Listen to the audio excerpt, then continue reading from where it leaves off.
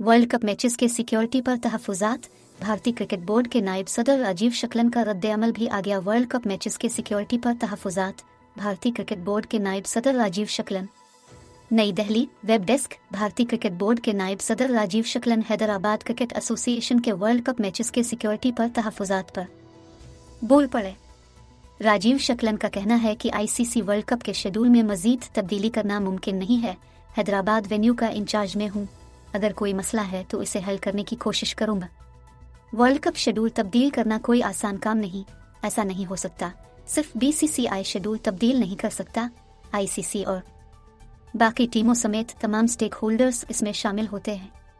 Iran के साथ ताल्लुकात के नए दौर के मुंतज़िर हैं। सऊदी काबीना। भारतीय मीडिया के मुताबिक हैदराबाद पुलिस ने हैदराबाद क्रिकेट एसोसिएशन को एक के बाद दीगरे 2 मैचेस के हवाले से तहफ़्फ़ुज़ात का इजहार किया था। हैदराबाद में 9 अक्टूबर को न्यूजीलैंड का मुकाबला नीदरलैंड्स और 10 अक्टूबर को पाकिस्तान श्रीलंका का मैच शेड्यूल है।